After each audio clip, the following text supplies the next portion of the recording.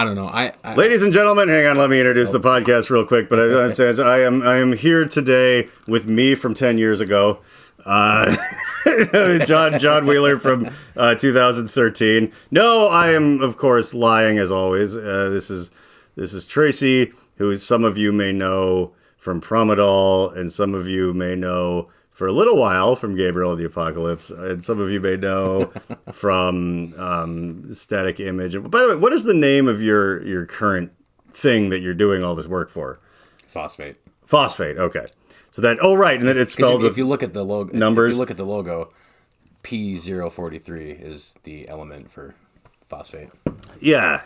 So we just tied it in, so it's the cool elite speak of like the kids in the 90s. It's a very it looks like it belongs, like your logo could be that under a barcode or something, which you shouldn't do because I believe that's been done to absolute death in the industrial vein or whatever. But it would fit there very nicely. Like if you were gonna get a band logo tattoo on the back of your neck, that was also a barcode. The way that you stickers, yeah, and it should scan and then go to with a QR code.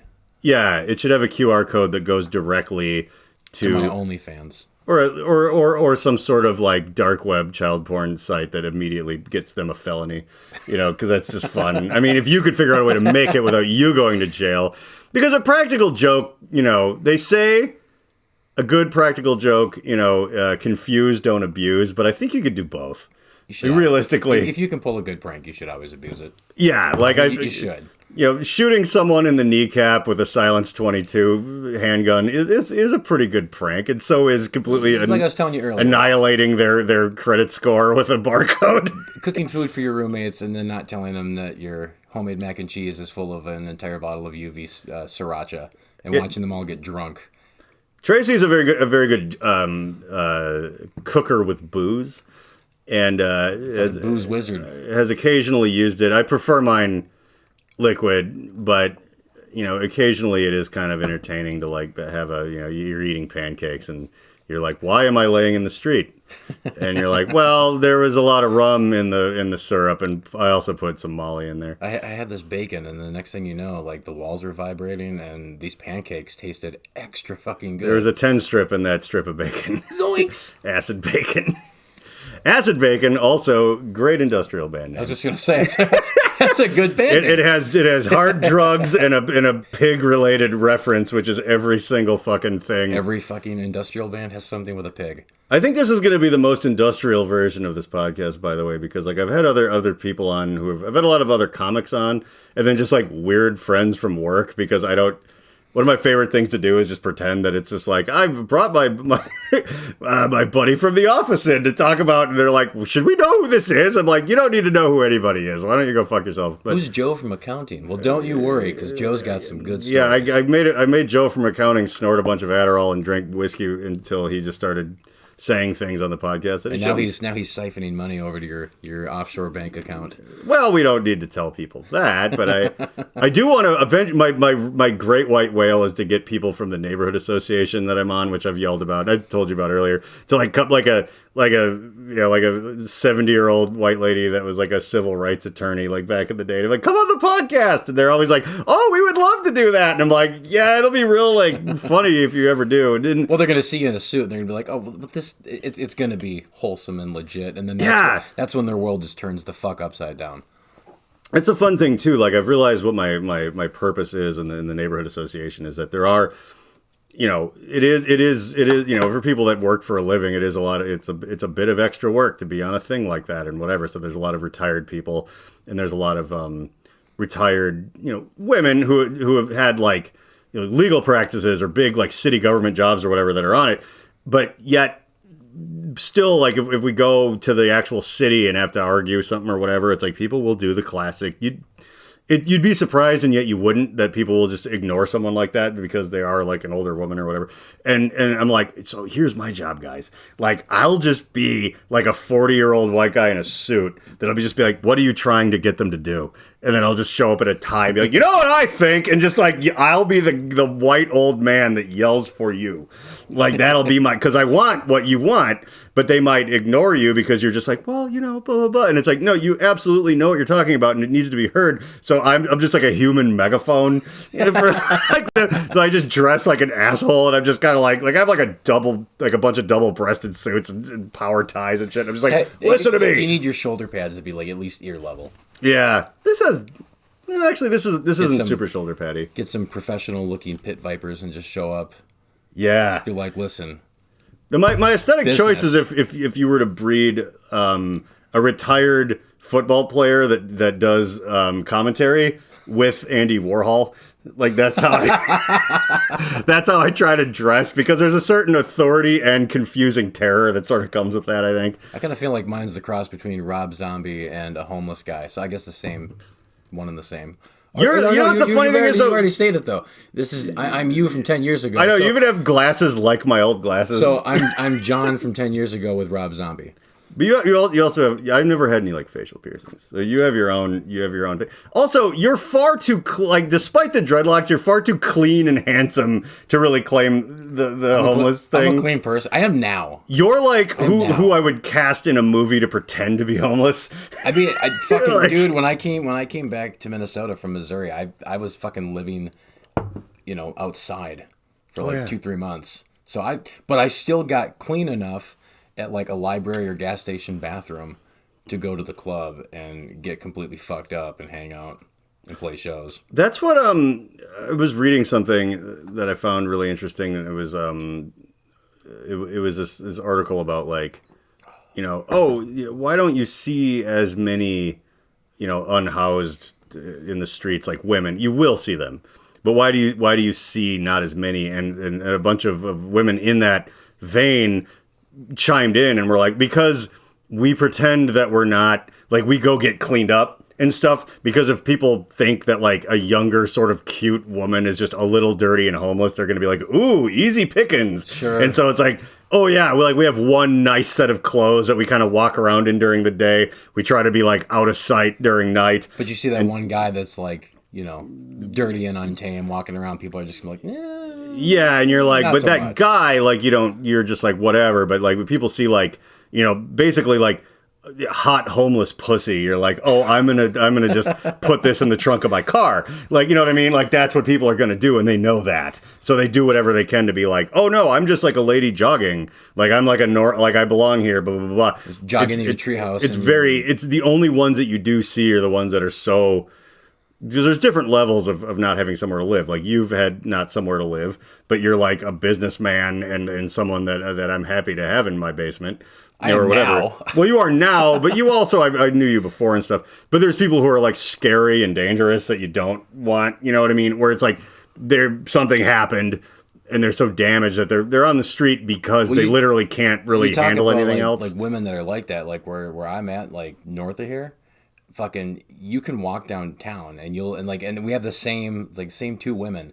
One of them's this bigger lady, and she's always wearing the same jacket. She's got a garbage bag with her. She's hauling around. Yeah. And the other is this younger chick, and she's always wearing a different wig, and she's just itching and scratching. Oh yeah. And going around digging through like the homeless donation boxes and shit. Mm-hmm. And it's like, for a second, you're like, I feel bad because you've got it tough.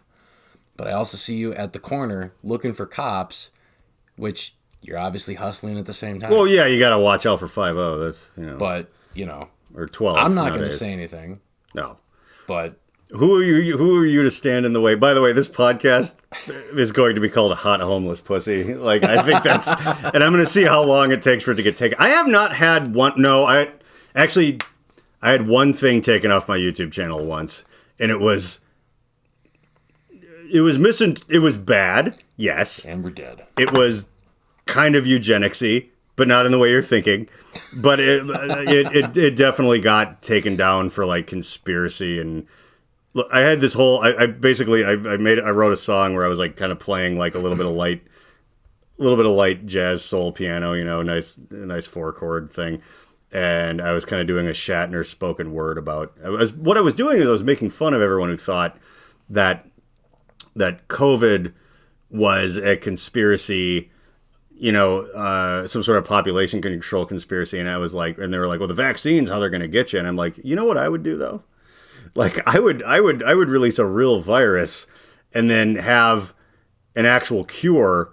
And then the trick is I'm getting rid of everyone that's too stupid to fucking like, I was like, because eventually like AI, like you think your job is safe. Like years ago, I wrote this thing on MySpace that also got in trouble. We got like a lot of travel, but then got in trouble where I was like, everyone's like, oh, you want $15 an hour to work at Arby's? Well, this touchscreen is going to be your replacement. Blah, blah, blah, blah. There's memes about it and stuff. And I was like, okay, two things. One, you are going to end up living in that world. Whoever's posting this and like, I don't like these screens. You gotta, like it's for one, that's going to happen. Two, if you think that your job is safe, you're a fuckhead. It's like, dude, it's not even going to be like robots in a construction plant. It's like, well, think of everyone who's like, I'm a travel agent. How could a robot do that? Like, oh yeah, you got replaced by a piece of software that's free.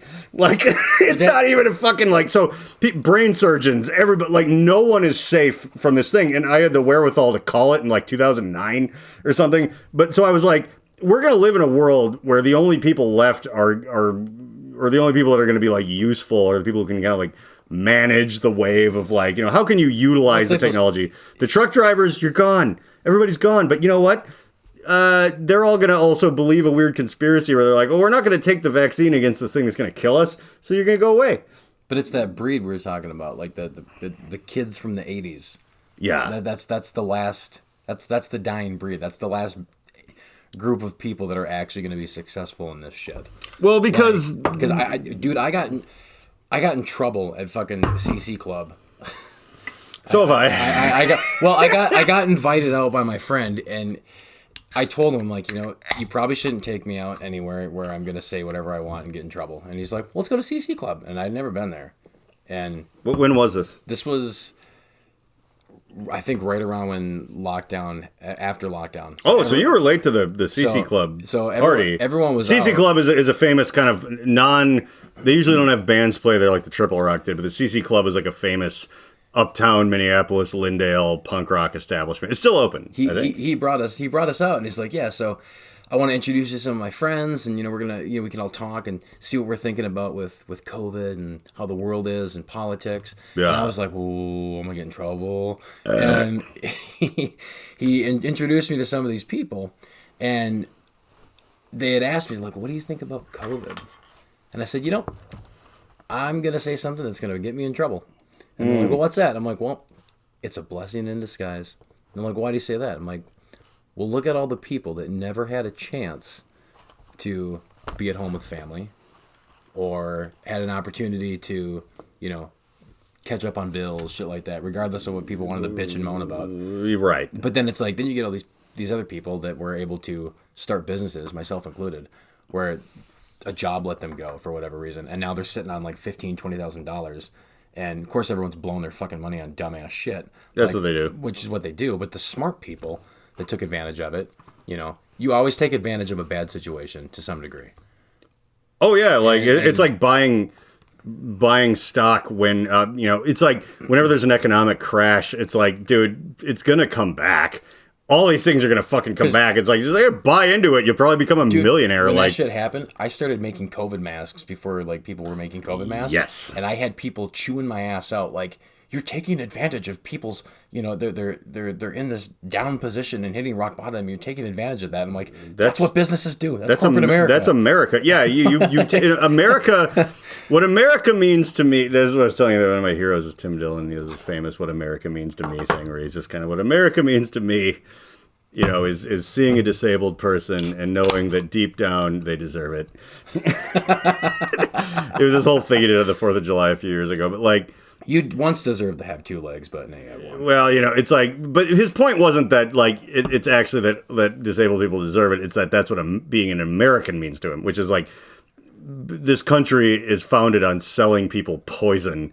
You know what I mean? Where it's like whether it's fentanyl or Diet Coke, it's just sort of like you make money jacking up the price of a cheaply made thing that's addictive or alluring, or a pet rock, or a fucking, the pet rock is, the least damaging, scam that's ever happened in this country, and people make fun of it, and it's like, are you sure? Are you sure that, like, cigarettes don't factor into this? You're buying into the same fucking bullshit. Well, there's no... It may not be a pet rock, but there's still something out there that you're buying into.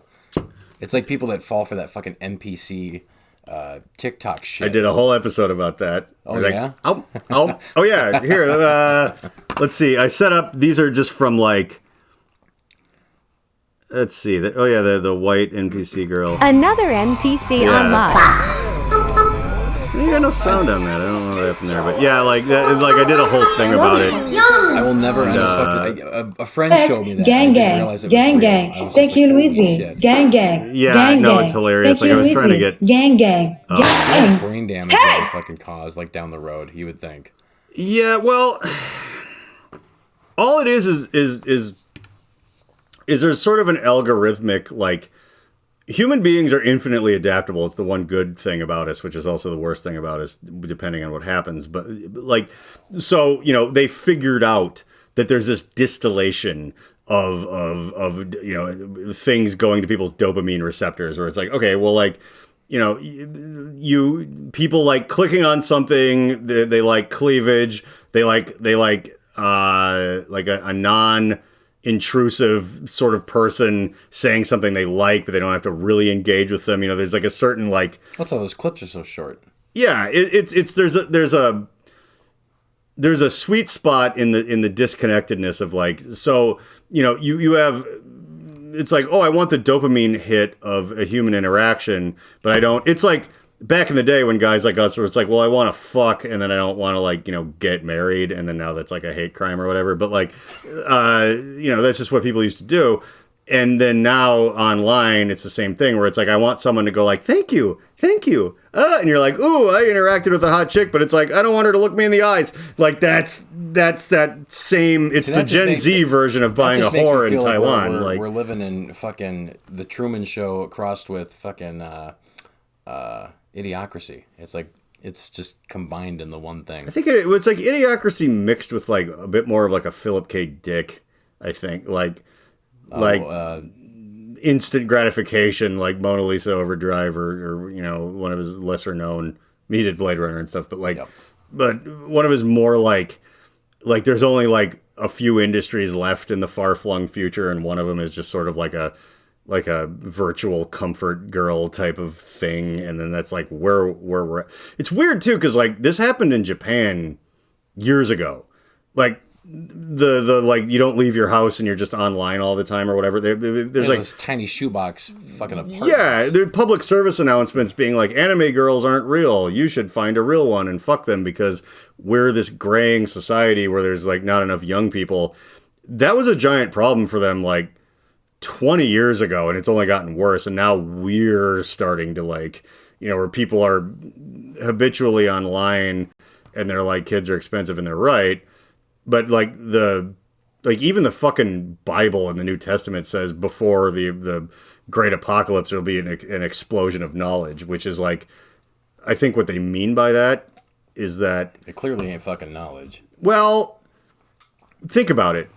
A lot of our country is propped up by like war and like things like that, and no one joins the army anymore, the military anymore, because they have Google and they're like, this is bull. Yeah, who left our freedom in Afghanistan and we got to go get it? Like, so everyone's like, no, like, yeah, of course there's like Kid Rock fans out there that are like, what? But they're becoming like a weird minority. Let's sit outside and shoot our beer cans to prove a point. Well, right, and there's nobody left to go like, oh, like, yes, I would love to like prop up the military, and like it's so many younger people from like the up and coming generation are like, this is a scam. No, like I looked it up and no, like they're a little misled sometimes, but they're very savvy. So it's like all of the institutions that used to bring all of the money and power to everything are kind of like, people are like, yeah, it's like when your neighbors are playing tag and you walk through their yard and they're like, you're it. And you're like, oh, no, I'm not playing. I'm actually going to, my mom sent me in to get lemonade for everybody. So it's like, I'm not it because I'm not playing. Like, well, the floor is lava. You can't walk on it. It's like, well, I'm going to walk on it because like, I'm not playing. Like whatever. And that's becoming more than 50% of everybody, you know? So it's like, yeah, we're not going to really do the whole military industrial. I mean, we're not playing. Like, we know that like, it was like, well, do you want you got to protect your freedom over in this random Middle Eastern country. Like, no. Like, we're more worried about if, like, my friend who's trans is going to get, like, murdered by somebody. Like, we care about that. Do you care about that? And we're like, we can pretend to care about that. I'm like, we can kind of tell that you don't really care about that. So they just don't engage in that or whatever. And that's sort of informing where we are now, where it's like people are just kind of going we know too much. Now we don't give a shit. You were talking about with like shit kind of being like planted out there, just like shit's just kind of growing into the system. It's like I was watching a show on YouTube the other night, and consistently they were showing Narcan commercials, which, don't get me wrong, that's really good that they're readily available. Yeah. But you got to think, okay, but why are they not readily available? What's being pushed now that cocaine isn't the fucking drug for everybody to get? Oh. You know, and it's moving up. Now they're putting like horse tranquilizer and all this other shit. Well, I was getting ketamine infusions, actually, and paid for by my scammed insurance. I'll get into that. But I got to pretend to be really rich for a little while there, but I have to take my works insurance soon now. I was like on... Insurance. Well, I was on the... So again, we talked about this earlier, like being an independent artist, business person, and then kind of like doing your taxes. Not necessarily like criminally creatively, but as creatively as you can get within the confines of whatever. And therefore, like on paper, I was very, very, very poor. You know, so like, oh, you get the free insurance where like your every bottle of medication is $1, and these like $900 fucking ketamine infusions that you're getting once a week are $0, and like blah blah blah blah blah. It's like having a concierge doctor as like a multimillionaire, but I'm not. So it's like whatever. How much money do you really make? It's like, wow, that's, you know, don't worry. I'm well, see, now I got a payroll job, so I'm like, okay, they offer insurance, and it's actually kind of good. So it's like I got to take it, and so like I can't. I actually had like a fun Darth Vader, like Darth Sidious, Luke Skywalker like moment where I was like, I was going to. It's the most amazing piece of forgery, and I've done that a little bit as my criminal living in past years. I made someone like an entire fake identity once, and it stuck. And like, you know, because it was, his mom got remarried, and I'm like, well, but before that, you had a different, like, it was this whole thing, and they paid Rusty me Shackleford. They paid me a lot, and they managed to like get out. They were no longer a felon because now they were a different person. Holy shit! I'll tell you more of that off the air, but like.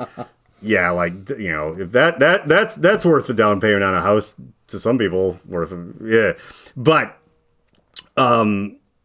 like I came really close to like completely faking like taking an old tax return from before they started paying attention and make it look like it was the one from right now. And so I was going to try to like stay on government, like whatever. And I was like, a little bit before it was time to turn it in, I was like, should I? Because I wanted one more year of paying like nothing for everything. And I had this moment of like, I got to be a grown up about. I can't do this. Like, it's beautiful. It's one of the most wonderful things I did. So my wife and Alexis is a very like a powerful witch. I will just say now that I'm drunk. Like it's there's things that I can't explain away very easily. That where the coincidence is like, is strong with you. It's something. It's no joke. I love to be a skeptic. Like I went from being an atheist to kind of like a spiritual agnostic type person. Live in the woods, literally because of her. Rocks. Yes.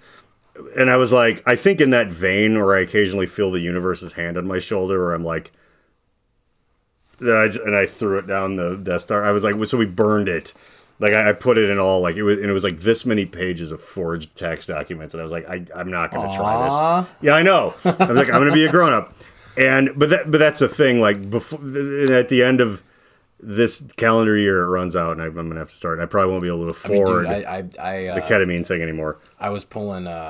We were doing our I always say our or we, and I feel like when it's my business, but I feel like it makes it sound more powerul. It's the old Resner thing. There's two people in charge, and it's me and me. Yeah, it's me, myself, and I. But I was on unemployment for a little bit because it's like I wasn't sure if I was going to be making enough. Because it's like you spend so much money on your business, like that's one of the reasons I think you get like tax breaks is because they'll look at self-proprietorship and be like, well, yeah, you know, obviously you put more money in than what you made, but you can never guarantee that by the end of the year you're going to get enough to even, you know, scrape by. Yeah. So I was on unemployment because I wasn't actually selling anything. I was just working but not selling. Yeah. And once I went and I did my convention, I was making money. And I made like over fucking 20 grand in like 3 days. But all that money had to go back to like my person who was giving me money. I forget the name of what that person is called. My investor. Investors. I had to get my investors had to get paid back and all this other shit. So it's like I actually only walked away with like less than $1,000.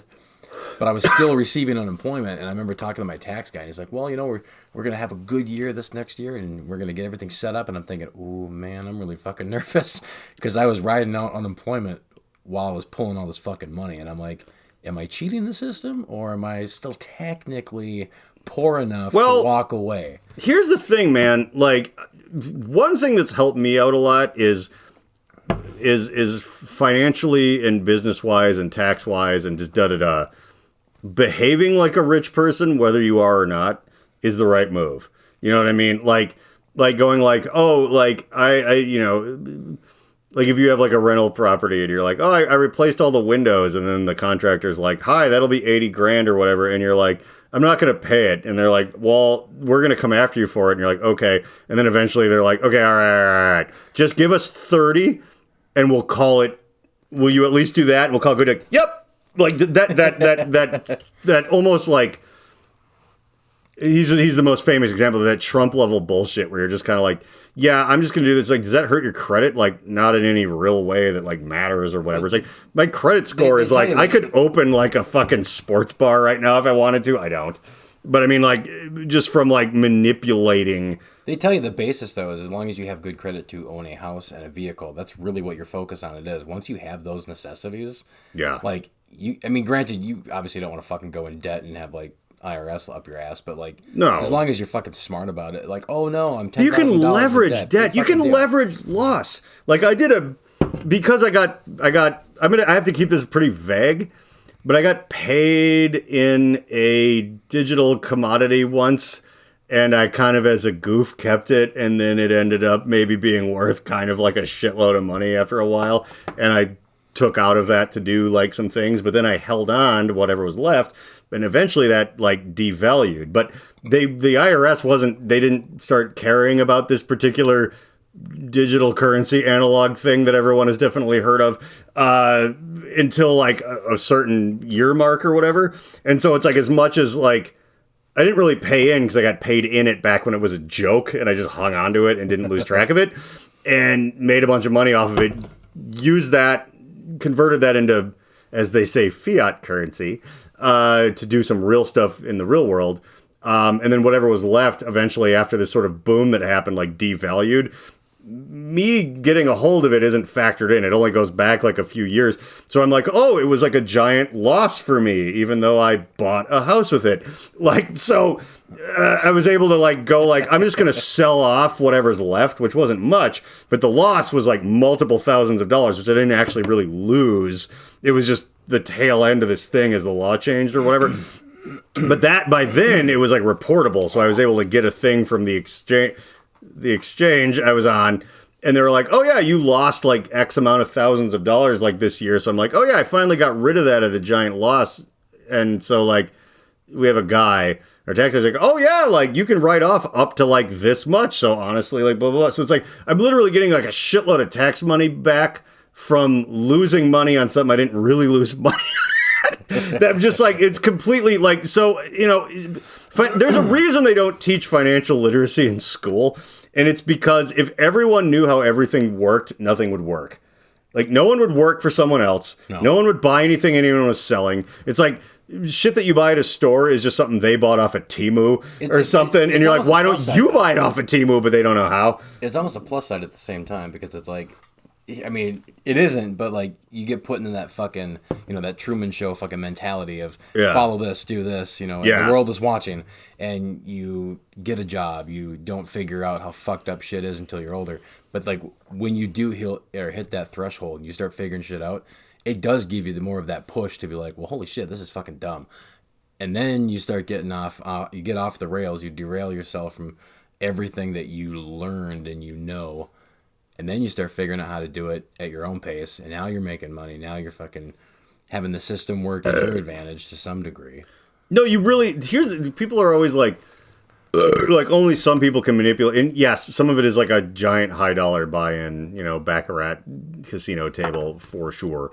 But nevertheless, anyone can kind of fuck with it. And the thing is that they just don't teach you how to do it. And learning how is very difficult because there's so many scams out there. When you start like Googling, like, how do I, and they're like, oh, will we offer this class on like, the path of the righteous man is beset on all sides by the tyranny of Learning evil how to men. scam is going to be taught by an actual scam.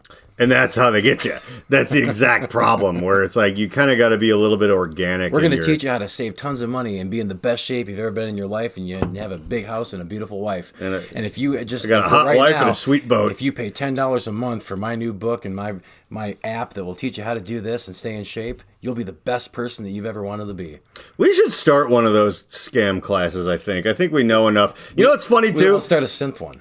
Yes, it'll be based on software. And if we do it the right way, our acolytes will be so indoctrinated that they can go back and watch this literal episode of this podcast that I won't take down, that it says, hi, we're going to learn how to scam you. And they'll be like, no, see, they're not talking about me, though. See, they're talking about how they're going to teach me to do it to other people. And they'll literally be like, oh, yeah, like, that wasn't them admitting to committing crimes. It was just them having this good idea that I feel that I'm on the ground floor of, because if we do our job right, they'll feel that way. Exactly. And that's how you do it.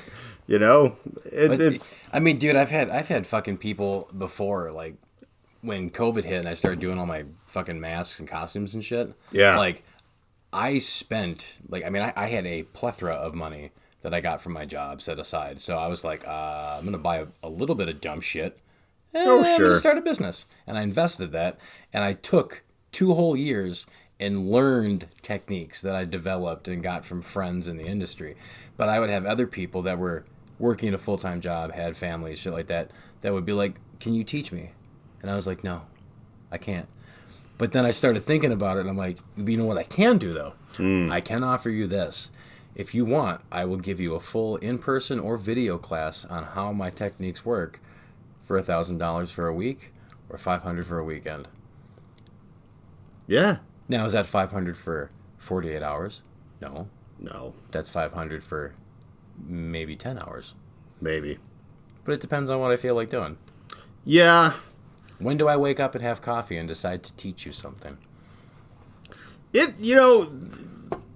The world is just a better place when you're a con artist. I really got to say. I feel like you just put us both under the fucking spotlight with that one. No, the funny thing is my brand is being that I put the artist and con artist. I think that like people who are musicians, and I've said this where I work, which I've talked about ad nauseum on this podcast, but yeah, it's ironically, dead. I know, but it was just amazing that you showed up with this, because in my studio, I've printed out posters of the original ad art for that. Is that actually full? Yeah, you can have some of this. Oh, Free Palestine. Nice. Oh, I was asking if there was one of those. What? What's in there? Well, that's nothing. But that's not nicotine, though. That's like a hemp. Those are like the Mad Men cigarettes I smoke. Oh, that's fucking tasty. Yeah, it's another one from the same. This is before my time, but it's got the Kafia flag thing on it or whatever, which I keep down here because it's fun. Because my boss is I told him this the other day, and he thought it was really funny because I was like, hey, I mentioned to someone after this conflict that's going on. It's like, oh, my boss is a Palestinian immigrant, and like, they were like, oh my God, is he okay? And I'm like, well, he moved here in the late '90s, but no. He was like, because he's been shot. And he spent like 6 years in an Israeli prison. When he was a kid, he was like a political dissonant or whatever. So it's like, it's fun working at sort of a corporate environment where the only person I answer to is A, the owner of the entire company, and B, is the guy that I just mentioned that stuff about. Like, it's real, it's real fun. And who also, whenever I have like an evil idea, he's just kind of like, oh, that's good. You know what I mean? Like, it's cool to not get shut down. That animated personality, though. Like, you've always had that animated personality where I think that kind of like coincides with that, where I see you being the guy behind like the fucking desk, like. Oh, that's exactly why. Like, because my pedigree, like, yes, I could I care about people, but sure. I literally right now, and I'll mention, I'll get to that in 1 second, literally right now. But I mean, like, I chose, and I've said this on the podcast before, like, to get on the first floor of a 50-story building and climb at my age is kind of hard. But to jump in, like, on a 2-story building when I ended up on the second story with the boss and a handful of other people, and then try to make it into at least a 10-story building, but then stay on the top one or whatever, I think is an easier, for me, goal. So I'm like, yeah, like instead of like some guy being my boss that has a boss's boss's boss's boss, and it's like somebody's kid or whatever. No, it's the guy that founded the place and is still kind of scrappy and fighting. You know, he's only like 10 years older than me. So when I have an evil idea, it might get put into practice rather than just like, oh, okay, yeah. You're a low level copywriter or whatever. But it gives you that sense of like job security at the same time, though, because it's like. It's a rockier boat because it's a smaller shop than like whatever. But if it ever does turn into a thing that's 10 times bigger, I'll like hang on. You're already there. But what I was gonna say is that like, oops, what did I say I was gonna circle back to? It was like, when I get to that, talk about. So was it evil ideas? Care about people. Oh, care about people. Yes, yeah. I was pitching a thing. So basically, like the way it's structured is currently like, you know, my actual boss is Emperor Palpatine, but there's one other guy that's like Grand Moff Tarkin, and like I'm still episode 4 Vader kind of right now, which I've gotten to. But he can still, I like there's still one other guy that can kind of be like, release him, and I'll be like, as you wish. Like I have to listen to him. He's not my boss, but I'm like, he's been there for a while. He's operations guy. But I was telling him about, you know, I had instituted a thing in our chain of stores that we have where, you know, there's like a bunch of signage that says like all are welcome here, and there's like the LGBTQ, like the full flag and the Minnesota logo and whatever. And they were like, what's the real purpose of this? And I was like, just put them on the front door of all the stores. And then they were like, dude, A, the employees are really happy. B, like now there's been people coming in and going like, you know, like a lot of head shops are kind of like run by people that are like, you know, we're not saying anything, but it's like you feel a little weird in there, and it's like, this is the one that I feel like safe in, and like I otherwise wouldn't even have.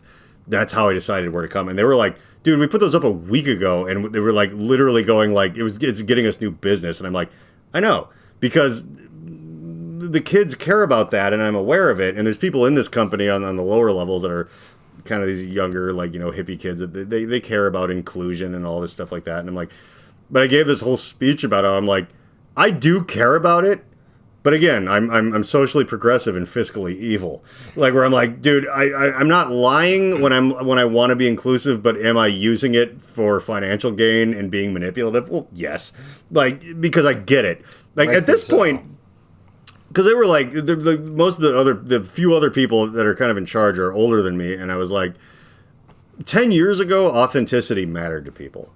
And they're like, well, it's a big thing. And I'm like, no, it's fucking not. No. Authenticity, everyone now knows. The young kids now, the kids in college now, they know that there's just no ethical consumption under capitalism. They know that like, oh, I only buy my products from this like farm run by these 2 lesbians, and it's like independent and local and whatever. But it's like they know that those 2 people might buy something off Amazon. So it's like, okay, well, like you gave them $1, and then it was one step away. That dollar just went right up Satan's butthole. Like there's just nothing.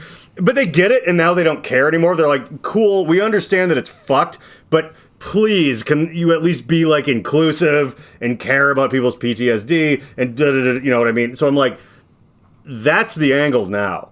Like where it's like they don't locally sourced. They fucking know that one way or another, most of it comes from China, and if it comes from China, it comes from like a North Korean prison camp. Like it's just the way it is. It's like that episode of Portlandia when they're at the fucking restaurant and they're reading the menu on the fucking chicken, and then they go to the farm and they're looking at the chicken and asking the chicken's name and like getting the whole origin stories. And it's like, nobody does that. Nobody gives a shit. They all know it's bullshit. They know it's a foregone. They've given up. There's a certain level of a combination of nihilism and hopefulness. That's like if you and I go fishing and we catch a fish and someone's like, was this fish ethically sourced? Did you get it from a happy pond?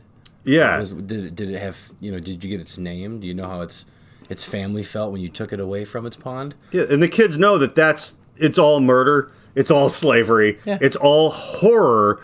But so they've learned, and I give them the credit for this. They've learned to choose their battles. So they're like, okay, at least can I shop at a company that doesn't make like women feel uncomfortable, or like what, like in the moment while we're here, we can control in the moment while we're here with our dollars, sort of. It's like, like I'm gonna go to I'll plug where I work. I'm gonna go to the Hideaway instead of like this weird place that kind of sells kratom on the, you know what I mean? Or it's like they might be kind of like, they might hold views that might scare some people away, and it's like us leaning into like, yeah, no, like, and I feel like it is legitimate in a way, but it's still just ultra manipulative, where it's like, okay, I know what everyone's about. Manipulation, 100%. It always is. Those kids who are 19 and 20 right now will grow up and realize that, once again, every generation, Don Draper has just used their emotions against them. Even in the world of like music production, you get hired to do a score for a film. Like, are you going to work with that person? Yes, but you're also going to you're going to lay your hands out and feel like, okay, what do we need to do? What do you want? What can I give you? And then you get to the budget. Yeah. And then when it comes to that, it's like, okay, we'll work together. I can do something for you, but you're going to make sure as the business that you're going to get what's going to benefit you the most. But you also at the same time want to give that customer the feeling of, that they're being respected, that they're getting what they want and not feeling like they're being neglected or manipulated. And you're not really manipulating the situation per se, but you always are.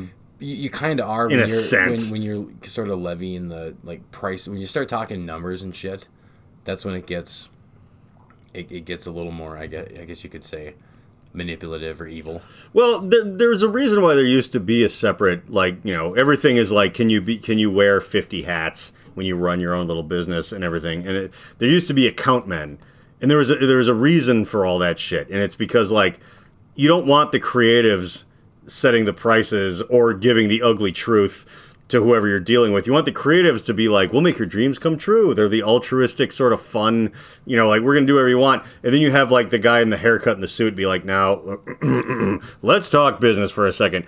It was meant to, that division made it more comfortable. My accountant actually like put it pretty well to me last year. He was saying, he's like, well, let's look at your business and we'll look at your finances here that you're pulling in on annually. And he's like, and let's look at, we'll compare it to Walmart. He's like, let's say you make wallets. I do make wallets. Yeah. And he's like, now, if you make a wallet and Walmart sells a wallet, every wallet that Walmart sells is coming from the same manufacturer. They're going to sell it for the same price. Let's say $8. Mm-hmm. He's like, because you label yourself as an artist, you can make that price whatever you want it to be per wallet, because each piece is an individual art piece. When you do that, you can basically bypass, getting audited and say, I don't need a Minnesota sales tax license because sales tax is included, shipping isn't included. Yeah. Is it really? Who's to say? But you could say this $8 wallet is $200. And now this week it's $300. Next week it's $125. But it doesn't matter, because you are in control of that, and people don't like that. They like the consistency of being like, oh, I'm going to stick with this because we know where it comes from. It's Walmart. We can trust Walmart. Yeah, to the degree that you can. But at the same time, when you're working that level of, again, like manipulation, you do manipulate it, but at the same time, people that are self-proprietorship and solo artists and businesses, I feel like they give people actually what they want, because they're willing to work with people, as when you get from the American corporate fucking schemes and shit. Yeah, they'll tell you what you want. They'll tell you what you want. I mean, not to say that I don't do the same thing. Like if someone fucking hires me for something, I'm gonna sort of say, well, this is what you're probably looking for, and this is what you more than likely are gonna want. But I will work with someone, Yeah. And Walmart's not going to work with you or me and be like, now, John, what would you like in this perfect suit? And it's actually funny. Like, how there's the whole thing where all your shit is listening to you, and whenever you like Google something or whatever, and it's like all the ads you see start being like a thing where they're like, oh, you're interested in this now or whatever. That's just fucking scary. It's very scary, but you want to know what's one step scarier? I floated this at work to our business expansion lady, who's the other, like I'm the media director and she's like the marketing person, and we kind of make up the de facto marketing team. It's a small shop, so it's like everyone has a few hats. But I was like, she posited the situation where it was like, yeah, but like, I don't think that I really was like doing enough for them to be able to get in my head like that. She's like, what, it must be a coincidence, but it is a coincidence that's happened a lot. And I was like, you know what's actually happening here? I was like, it's the idea that they're listening to you and that all your searches, so it shows up in your YouTube thing, you're looking for a new car, they start advertising, blah, blah, blah. But I'm like, I think they figured out the level of like AI driven algorithmic research and data consumption and stuff has gotten to where it's like, oh, they're not actually spying on you anymore. The reason you had the thought in the first place is because they forced the card on you. Like, they decided that you should see, when you're scrolling through all your shit, just enough things to steer you in the direction of a Toyota Tacoma or whatever. Yeah, so it's not like they're spying on you and they tailored it. I'm buying one next summer. Yeah, see, because I actually, I'm you running knew that. You're part of it. Yeah, God, I love Toyota, but I'm getting out of the game. I've yelled about car shit on this podcast because I'm finally getting rid of my 2010 Prius, which I absolutely love, and buying. This makes me sound like such an asshole. I'm looking at this and I'm thinking fucking Space Odyssey. Oh yeah. By the way, this microphone is fucking incredible. Like I have like an SM7B and like a Neumann. It's just blue. It's a $50 microphone from the "Do you want to be an influencer" section of Target. Isn't that part of Yeti? Yeah, Yeti makes these too. I got one of the blue Yetis. It's the desk one. Yeah. But they're nice. They pick up shit really well. And so it's like the mic is half decent, and then in OBS I just set up a gain structure so it's you can kind of see it. Like it's always just floating around right at about 0, even if I'm far away or close or you're talking or whatever. That's why it's not like headphones and like I hate that shit. They do not work for trying to record shit though. No.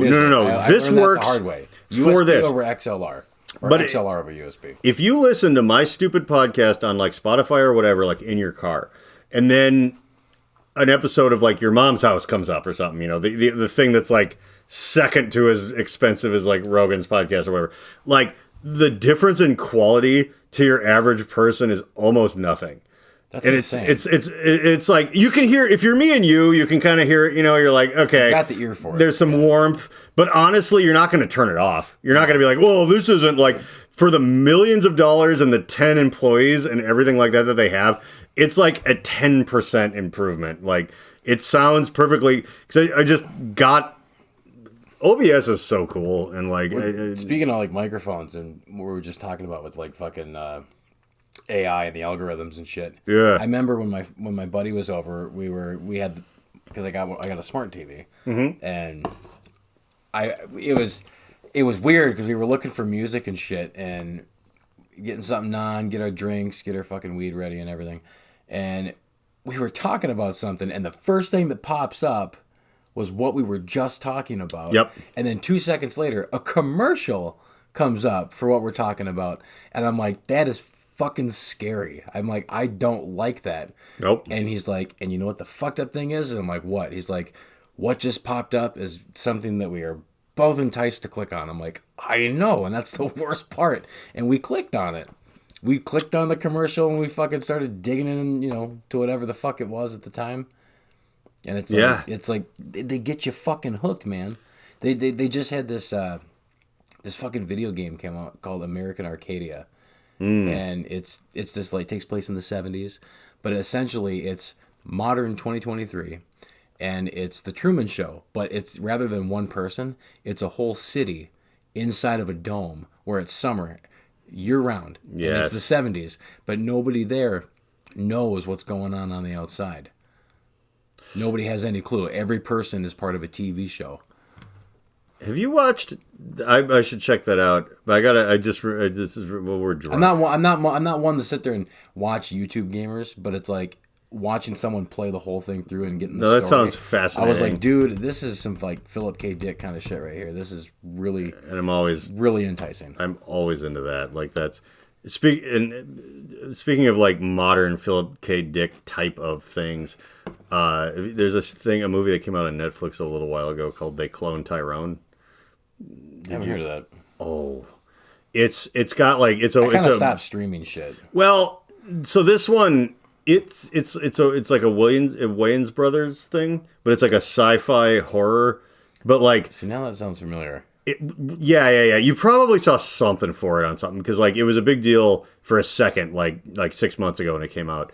But it's like it looks sort of like a 70s blaxploitation thing, and it is like a heady science fiction deal, but it's incredible. Like it ends up when you watch it, there ends up being a reason why it stylistically seems like it could either be from the 70s or right now. But like in universe, there ends up being a reason for that, and it ends up being a reason for that that's plausible in our actual world. And like the title They Clone Tyrone ends up making like, because for a while you're like the first like 2/3 of it you're like, why is it called this?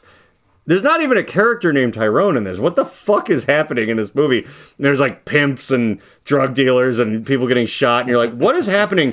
And then like slowly you end up going, oh my God. Like, and it ends up making perfect sense. Comes full circle. And you're like, because you're like, this isn't a science fiction. What the fuck is Netflix telling me? And then like by towards the end, you're like, this is a science fiction movie. The title makes perfect sense, and this almost could completely be happening in real life, plausibly, and that's insane. Like it's brilliant. I've watched it twice. I don't know why, but the way you were explaining that for some reason, with like it could be 70s, could be now, made me think of was it It Follows? It Follows was really good. It's like they mixed the 90s and the 80s and the 70s They all did. at the same time. But because like they had, I saw that in the theater because the chick had like the birth control thing, but it was like a fucking phone. Remember that? Yep. And it was like, and like the cars were modern, but the way the film grain, everything they did, it made it feel 80s to 90s. Yes. But it wasn't a definite timeline. And by the way, I always have loved that. The 89 Batman, I think, started that trend. And then the 1989 Tim Burton Batman movie was very like, it could have been the 1940s or the 1980s. The cars were all like, I feel like but they had 80s technology, but the cars were like old ass fucking Studebakers. And I feel like they pulled that from animated series though. Well, the animated series came out after. Was it after? Yep, 89 Batman came out right around the same time. It was close.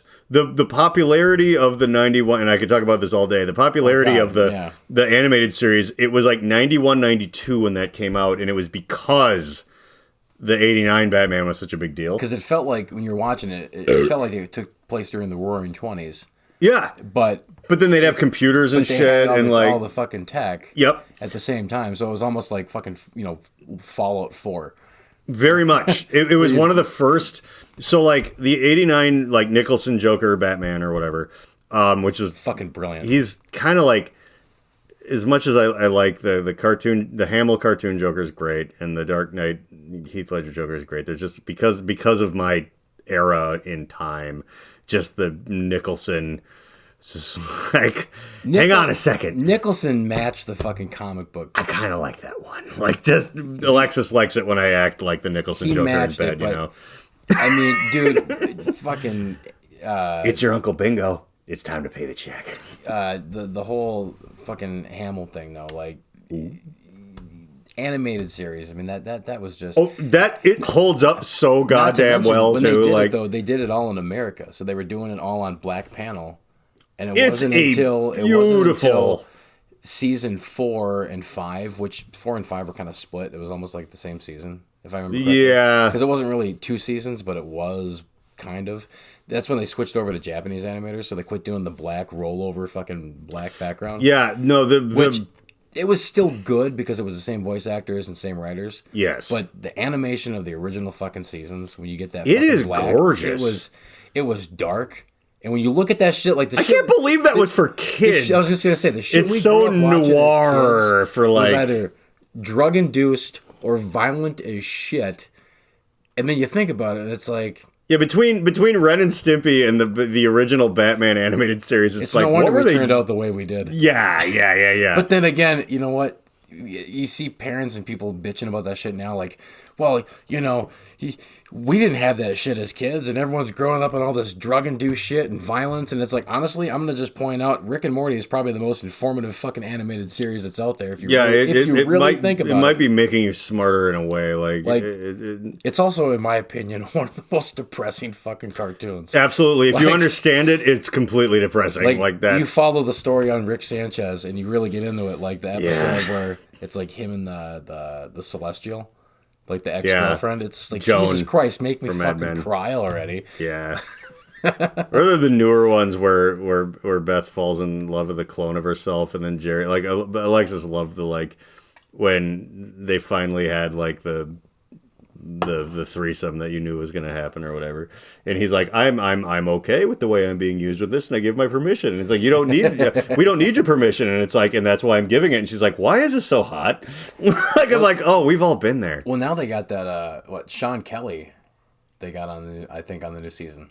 He does Morty, and I'm pretty sure he does Rick. Well, right, because they had to get rid of they got rid of Justin Roiland. But Justin Roiland had even said in an interview that like Sean Kelly was the only person that had matchable fucking vocal cords to hit his voices for like half the fucking, because he did like 80% of the fucking. Well, I forgot about all that shit when I watched the most recent one, and one of the other glassblowers where I work, Kyle, was like, so the guy that grew those like world record setting mushrooms that I have in the refrigerator right now, when he was like, do you did you feel weird about the voice change? And I was like, oh my God, I didn't even notice. Like, I forgot. Because the dude's so fucking... The only thing that, like... Because he was like, I just couldn't get into it. And I'm like, you're insane, Kyle. There's a few words that, like, he says that are like, okay, it sounds a little bit different in pitch. Yes. But it's like, all in all, it sounds like Rick. It sounds like Morty. Meeseeks sounds like Meeseeks. It didn't fool me. It would have... my wife's mutant power is she can... If you show her a cartoon, and she is, I've been around longer. She hasn't even she'll turn 30 this year. She's still in her 20s, and I'm 43. Do with that what you will, internet. But we've been together for a long time. But so long, in fact, that early on it was pretty creepy. But it's not anymore, so what are you going to do? But her thing is like, we'll be watching like any cartoon, anything. And she'll be like, oh, that's the lady from like what? Like I've gotten fooled. I've got that super by Rick and Morty. I got fooled by a fake Jeff Goldblum once in that Lego Jurassic Park thing, and I'm like, that's Jeff Goldblum. She's like, no, it's fucking not. And I'm like, no, yeah, it is. And then she like looked it up, like, nope, they couldn't get him. I'm like, God damn it! Like I every forget time. his name, but if you look at fucking the guy who did Wacko from fucking. Or not, Yakko, Wacko. Yakko. He did Yakko. Yeah. He did fucking Mighty Max. He did fucking one of the original Ninja Turtles and shit like that. I always forget his fucking name. But it's like any fucking cartoon from the 90s, like fucking Sam and Max and shit like that.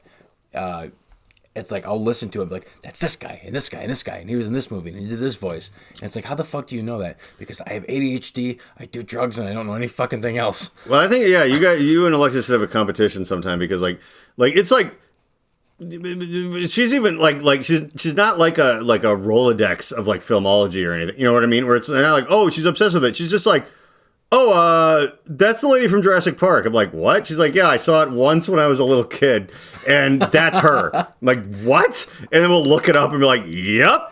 Like, it's insane. Ooh, but there was one thing I wanted to say, like, because I got into we got into the Batman thing because of the moving timeline goalpost,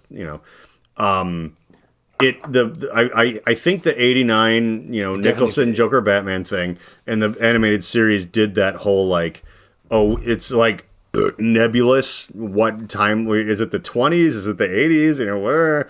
Like, they did that, and then like Tarantino is the one who really drove it home. Where like Pulp Fiction felt like it could have been from when it was made in 94 or the 70s, or it was a little bit hard to he kind of say. And then they cloned Tyrone, like kind of took that trope that was invented by those things and made it into the in-universe reasoning behind some of the weird plot points that were in it. And I'm like, oh, that's fucking impressive. Tarantino was part of that Japanese spaghetti western. Yeah. It was Django spaghetti. It was something Django. Well, Django Unchained. It wasn't Django Unchained. It was like Django Fett. It was Django something, but it was this like spaghetti western, like Japanese, and it was in like the manga-esque on how they filmed it. Yeah. But I think he helped do some of the either the writing or the filming, because it felt like you were watching like a 50s or like a 70s knockoff, spaghetti western. And he played this like cripple in a wheelchair who's like all decrepit and shit. Yeah. And like he was like this legendary gunslinger. And it was just like, you watch it and you're like, dude, this is cheesy as shit. Did they do the thing from Blazing Saddles where he was like, I can't shoot anymore? And he's just like, well, show me your hand. And he's like, solid as a rock, but I shoot with this one. They show like a scene and this dude gets shot in the neck, and it's just like, this is why I love fucking like Japanese gore though, because it's like he gets shot in the neck and it's just like the Samuel Peckinpah fucking. It's like, clearly if you hit a main artery on that, it's gonna be not that, but or the Addams Family fencing thing that Fester said where they lose an arm and it's just spraying like a Gwar concert into the fucking middle school variety show audience. Like I'm all for it. Yeah, I'm all for it. No, this is how you do it. The cheesier the better. Yeah, the cheesier the better. I would say like Gwar was my second concert when I was a kid. Mine was Arlo Guthrie. That's interesting. Everybody's like first and second concert is like a funny conversation, because like there's some people who it's like Meredith, who's an old friend and an ex-girlfriend who's the like from like way when I was young, and a friend to this very day, who's often my other podcast person. Like I believe her first concert was God, who's the new wave or the new age guy that was on like Entertainment Tonight? Like not Yanni, but like Yanni. Jesus Christ. No. But it was like, oh my God, I'm spacing it. I feel like it made me feel old. No, but like, God, who? Oh, it's gonna drive me insane. There was a guy who was like, the blonde haired guy in a suit on Entertainment Tonight in like the late 80s, early 90s, but he was also like a new age keyboard guy. And like, but he was like a big deal back then, and that was like her first concert, so her like sense of musicality is just like totally crazy. I'll look it up and I'll ask her on another one. But it's every bit as like nightmarish as you're imagining. But like mine, like it wasn't like a thing my parents took me to. My first concert, I was like 11, and I just got dropped off at the. It wasn't even the Target Center. It was like the Civic Center arena, something that's gone now, and it was like Metallica and like we were in the nosebleeds. They were like that big, and I was like 11 years old with my buddies. It was like, yeah. And then like my second concert though is I took the bus to First Avenue with like no permission or whatever in 1995 because we had seen Gwar on Beavis and Butthead, and I like learned that they were playing. So like my second concert was like this unescorted 15-year-old bus trip to see Gwar, and that's why like. I've always told people my expectations of a live concert were so fucked up, because like my first thing wasn't like, oh, John Tesh. That's who Meredith saw. John Tesh. Just this awful new age guy, whatever. But like it was always something weird with people's first things. My first one was like right before they cut their hair off Metallica, and my second one was I was being bad and I saw Gwar and whatever. So it's like when people are like, I like this thing where these guys wear like black t-shirts and like I'm like, that's not gonna really do it for me, man. No. Like now I blew out my it's like, our first porno we saw was like a Playboy we found in the woods, and people now are like, they just see this thing where someone's getting their throat used as a fleshlight, and they're like, that's what you grew up on, so your expectations are kind of like fucked up. And like, so, as far as music goes, I'm like, okay, so if your live concert is anything less than Gwar, I sort of don't care. Which I'm means, honestly surprised you never came to our earlier shows. I mean, we had fucking pig intestines and fucking. I wore a strap on that I cut off with fucking. Well, that's the problem with promotion, though, because I do believe I did hear about that. We had porn playing in the group background, too. But that's why we got banned from, like, every fucking venue. To be fair, I think I did hear about it, but, like, after the fact.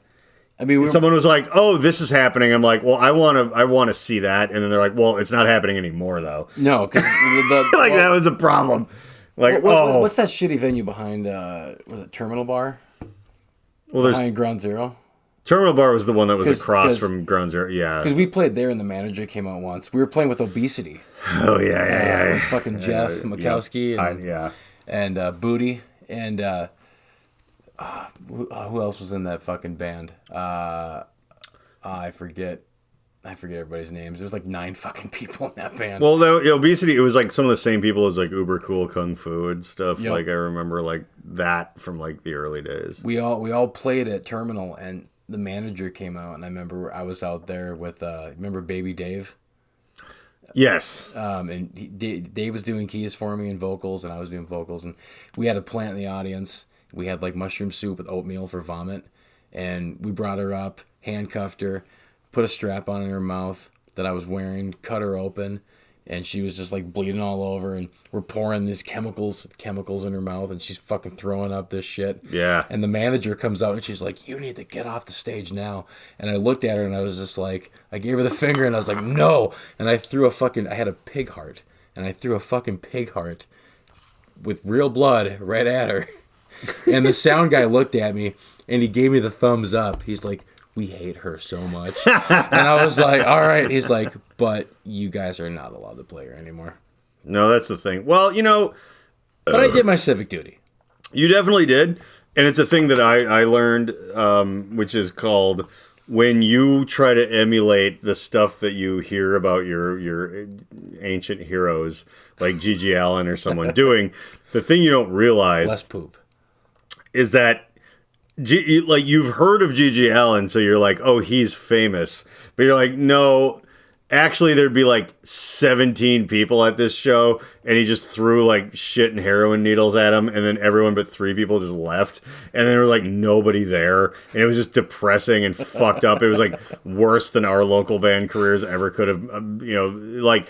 But you just know about it because it was like, oh, it kind of made it into the annals of like rock and roll punk history or whatever. But it's like, so when you try to recreate that stuff, you're like, oh, why isn't this like turning into this amazing thing that everyone cares about? And we're just like, they're calling the cops on us. It's like, well, because that's what happened to them too. But they just got written into like a history book. So you're like, oh, well, I want to be like that. And you're like, I mean, fucking even Ground Zero, like, oh, I only know a handful of bands that were lucky enough to play there. And honestly, their stage, I think, is probably one of the coolest stages I've played in the cities for sure.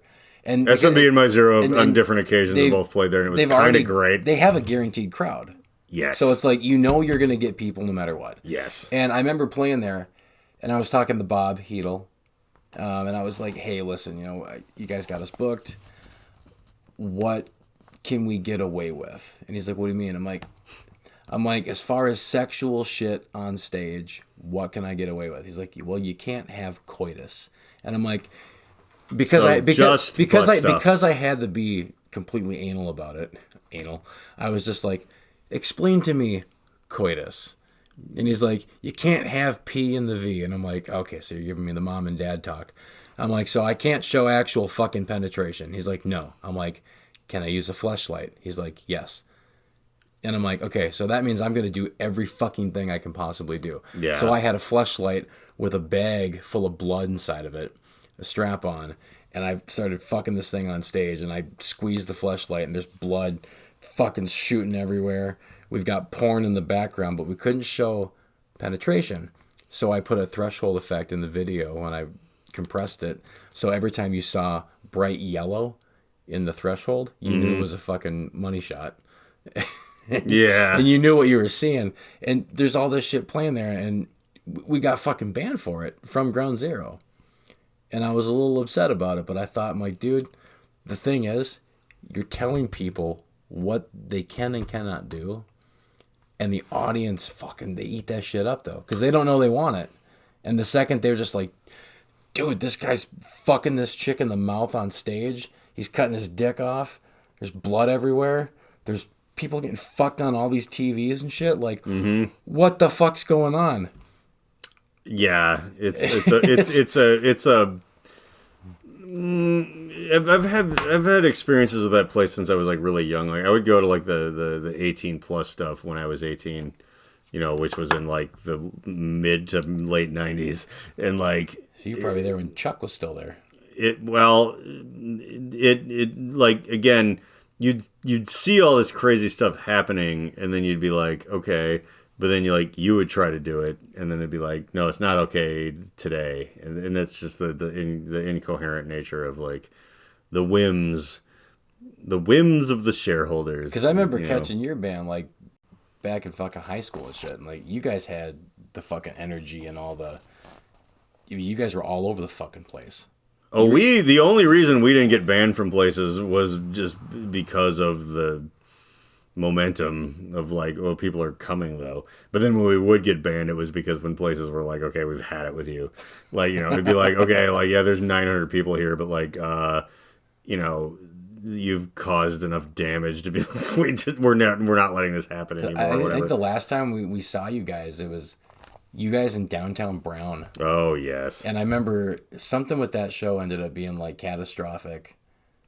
And I can't remember. God, that could have been any show. But I feel like it had to do with downtown Brown. Because I remember they were like big party goers. They were famously, I remember like Psycho Stick famously going like, because we all did shows together, but they were a little bit like concerned about what would happen or whatever. And they're like, okay, if you guys are saying that downtown Brown is out of control, we don't even know what that means. Because it's like, that's you saying that they're out of control. Like, what? Like, oh, yeah. They were like wearing like Speedos and shoving hamburgers down their pants at this all ages show with like kids at it. And like, there was a show in Cincinnati, Ohio once where it was us, SMB us, Psycho Stick, Downtown Brown, and Foxy Shazam, and it was like their hometown or before Eric sang, for Macklemore, downtown. Yeah. He's like, out of the people I could call right now and might answer the phone, he's probably pretty up there as far as famous goes. But like at the time, all four of those bands were competing to see who could be the most out of control as like a front man or whatever. And I will concede that Downtown Brown won. like Eric was out of, I was like, I think I ripped like a piece of plumbing out of the ceiling or something. Like, and then like you were wearing a fucking diaper at that show. Maybe. Well, this was in Cincinnati though. You probably the one that I saw with Downtown Brown. That was the diaper show. Yeah, you were. That was the diaper show. You were wearing a diaper because it was your guitar player's last show. He had the poop shirt. Yeah. And like it was and like our friend, kind of like a super fan and friend, Kathleen, like some family member worked at like a paper manufacturing thing or whatever, and they made adult diapers. And she was like, I have all of these diapers. Do you guys want, because she knew the deal. And it's like, and I fucked her a bunch. And like, it was like, do you guys want all these diapers? And we're like, yes. And like, so we had like crates, like Dick Tracy, like shipping containers full of like illegal diapers or whatever. And we were like wearing, like we were throwing them everywhere. And I remember like, yeah, like I had one on like under my underwear and over, like I had in it, but I was like sweat. It was our whole headlighting set, like sweating into it. And there was like, God, I shouldn't be, but like there was a lot of, they were all old enough, but there was ladies in the audience that I had been with and such. They were like, they'd tend to be up front, and I'd be like, take my like sweaty diaper, and I just like one of them. She was just like, oh my God, John. I grabbed her by the back of the head, just like shoved the diaper in her face, and I had all my ball sweat in it and stuff. And like, but that was the thing though. Like we were doing that, and Downtown Brown was still worse somehow. Like that, I'm still buddies with. I just did Neil's podcast a little while ago. Like, with you doing that though, like you grabbing people from the audience and wiping a diaper in their face. Yeah, I gotta say that's a little more cleanly than what I did. No, I'm gonna say you took it to a, because I was pulling out like fucking pig intestines and shit. I was like. And our old keyboardist Jeff. Before we met him, he was in what the fuck, Devil Sex. So the Devil Sex guys were there, And the first time I met them, I remember like trying to talk to them about doing shows and being like, hey, like we should all work together. And they were all fucking conceited and just assholes. No, I've heard, But then they come to my show and I'm up there and I remember they're all up front, like trying to grab body parts and shit. And I just grabbed this whole chunk of fucking like pig intestines and I shove them in his mouth. That's the right thing to do. And I was like, if you don't get dysentery, I don't know. Count yourself lucky, sir. I haven't done my job correct. All right, so at the end of the podcast, and I think we've come to a natural stopping point, even though we could probably go for like 5 more hours of disgusting shit. But I want to drink more and it's far away. So, but this book, I've explained it so many times. This is how many pages we've gotten through. I read a page per end of podcast, and it's called Dear Asshole, 101 Tarot Letters to the Morons Who Muck Up Your Life by Jillian Madison and Michelle Madison, who I don't think are real people at all. One of my Chris from Blue Felix / Minnesota Legit, who's been whenever I do a podcast about like aliens or like whatever, he's my like more Rogan-esque co-host. And one time we wore actual foil hats for the entire episode. And they stayed on, which I was impressed by. But his theory was this was written by AI, and then I found out this came out in like 2011. My parents got me this. It actually has perforated pages, so you can tear the pages out and leave these notes. It's not funny. It's stupid. It was written by it's like a Karen wrote this. Some of it's fucking straight up racist. Like, it's the worst thing in the world. It's like this thing that came from another dimension where when I finally read the last page, it's going to open up this Rick and Morty wormhole or whatever. And I despise this book. Occasionally, Meredith and I have spent less than 3 minutes re-punching up what they wrote, and it's 10 times funnier. So it's like either these people are made up or they're 2 actual sisters, maybe, whose dad runs a publishing company, who they were like, we want to read a book, or we want to make like a funny book. And he's like, well, here's the deal. It's got to be 101 jokes. It's like 101 dog fart jokes, 101. You can't just write 3 jokes and have a book. There's a formula here. Fucking deep thoughts with Jack Handy from hell. Yeah, it's like, imagine that, except for it's not amazing. Also, by the way, I think it was Doug Stanhope, got a hold of the Deep Thoughts from Jack Handy book, and he was like, if you read these in Mitch Hedberg's cadence, it's like he wrote it. It's like, have you ever thought about how if you flush the toilet, blah, blah, blah. He's like, it's as if these are the Jack Handy are almost like ghostwritten by Mitch Hedberg. They have one that says, the best way to tell if you have a curse on yourself is to open a box of toothpicks and see if they all fly up and stick in your face. I fucking love that one. How come when they say the escalator out of order, you can still use it? They should say escalator temporarily stairs. Sorry for the convenience.